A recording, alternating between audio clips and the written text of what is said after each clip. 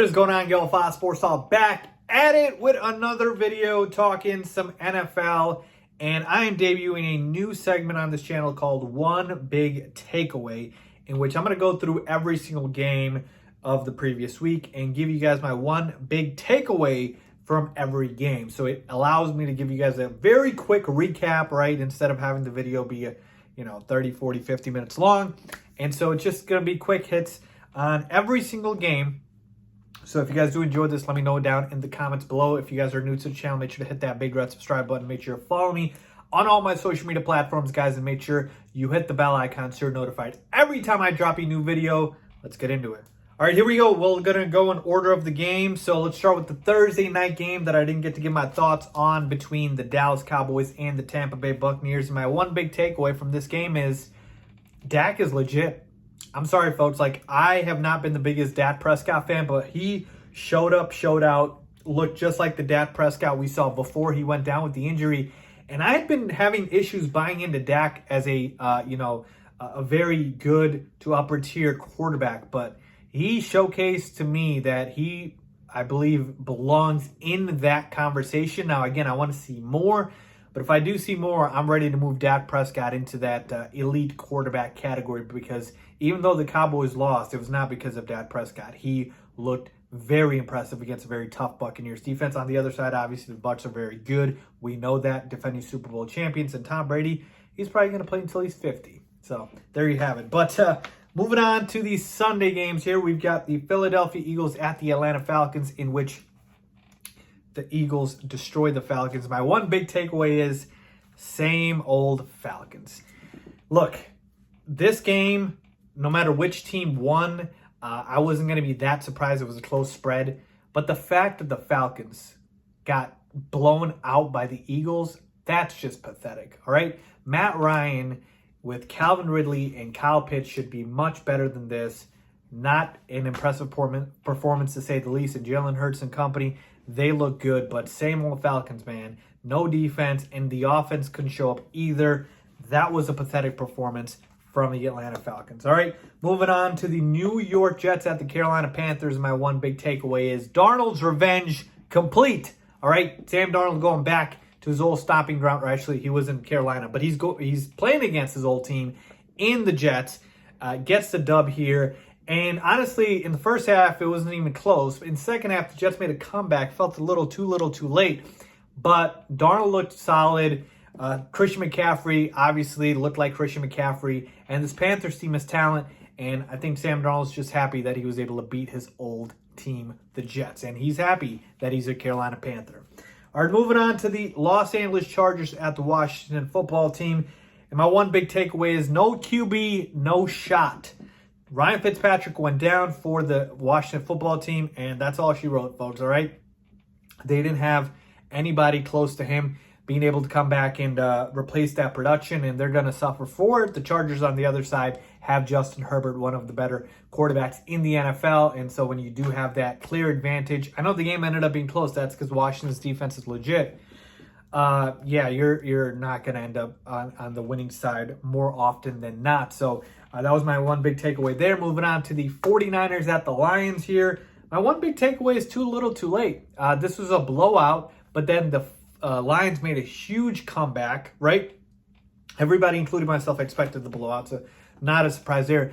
But the Lions had a huge comeback, and if there was a little bit more time left, maybe they come back and actually tie this game. But again, too little, too late, not enough time left. TJ Hawkinson, very impressive. Did love that.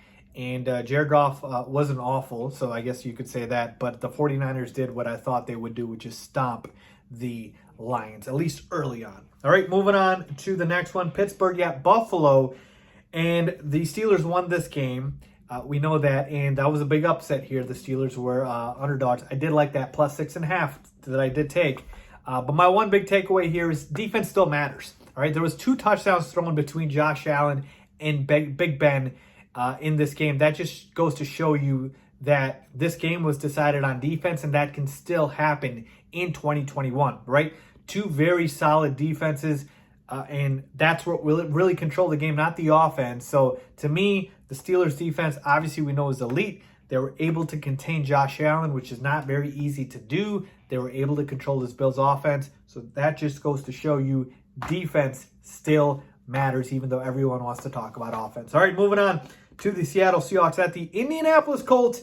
My one big takeaway is efficient Russ cooked, all right? Not just Russell Wilson cooking, but efficient Russ. He threw, I believe, less than 25 passes, something like that, but he had 4 touchdowns, folks. Russell Wilson's my pick for MVP. He was fantastic. Going up against a solid Colts defense. Didn't need much pass attempts to do work. And what can you say, folks? Russell Wilson's an elite quarterback, a top 5 quarterback. Nothing else needs to be said, all right? Moving on to the Minnesota Vikings at the Cincinnati Bengals. This was an upset here. The Bengals pulled it off in overtime, and my one big takeaway is the Bengals offense is legit, folks. Joe Burrow and company on offense, they're legit. Their defense is a joke. They're atrocious. But their offense, Joe Burrow, T. Higgins, with Jamar Chase and Tyler Boyd, that's a legit offense. A very good complementary set of receivers. And, folks, all that talk about Jamar Chase not being able to catch a football in the preseason, he showed up, showed out, led them in yards in his first NFL game ever, and that connection that we saw back from the LSU days was fantastic. So, again, this Bengals offense is legit. They're going to be able to win some shootouts, and they're going to be in a lot of shootouts because their defense can't stop anybody. All right, moving on to the Jacksonville Jaguars at the Houston Texans. My one big takeaway here is Urban looks overrated. Urban as an Urban Meyer, folks.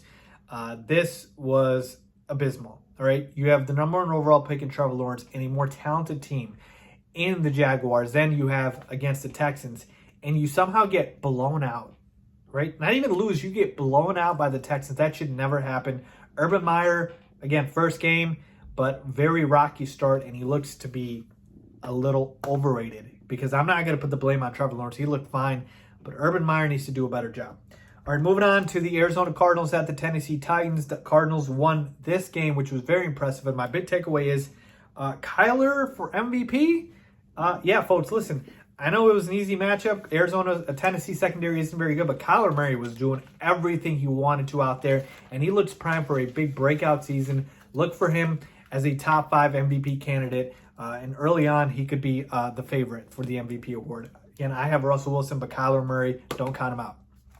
Moving on to the next one, Miami Dolphins at the New England Patriots. And to me, my big takeaway was as expected, meaning a low-scoring game between 2 low-scoring offenses, good defenses, and that's what we saw. It was a 1-point win by the Dolphins. I don't have a big takeaway in terms of which team is better or not. It's very close, and that's what we saw. So it was everything I expected, so that's what my big takeaway is. All right, moving on to the Denver Broncos at the New York Giants, and my big takeaway is take some time. And that is in reference to the Giants offense. Saquon Barkley did not play a lot, and they're easing him back into it. Kenny Golladay needed some time here. Daniel Jones didn't look that impressive, but I'm willing to give the Giants offense some time here for them to gel because, again, they did not have a lot of time to play together in the preseason and training camp OTAs. A lot of guys were hurt. Take some time. New York Giants, I'm not ready to freak out yet. Broncos, solid win for them. Moving on to the Green Bay Packers at the New Orleans Saints, and this was an absolute blowout. The Packers got the doors blown off them, and my one big takeaway is miserable Aaron. All right, Aaron Rodgers looks miserable out there. It's one thing to lose. It's another thing to look like you don't even want to be there. He looks like he would rather be in Hawaii on a honeymoon right now than be with the Packers, and I'm wondering if this reconciliation with the Packers should have never happened. And if Aaron Rodgers is already checked out and wants to be with another team. And credit to the Saints, their defense is elite, and Sean Payton is still very good. All right, moving on to the Cleveland Browns at the Kansas City Chiefs. It was a very exciting, fun game, and the Chiefs won this at the end. But I'm going to tell you right now, my big takeaway is Baker is not a money maker. Now, Baker Mayfield had a very good game, but at the end, when it counted, he threw the game away on an interception. And here's the thing. I'm not saying Baker Mayfield is going to be the reason this team doesn't, advance and move forward. But what I'm saying is the only question mark anybody has about the Browns is their quarterback. No one has any questions about their run game, their receivers, their defense, their pass rush, their offensive line. Nothing. Not even their coach. Nothing. It's all Baker Mayfield. He is the only question mark on this roster. And when Baker had to step up, and this is where you get paid, right? For the games like this, for drives like that, turn the football over. You can't do that. Baker Mayfield, not a moneymaker. All right, moving on to the last game, the Sunday night game. Rams at the Bears. And my one big takeaway is end the Dalton show.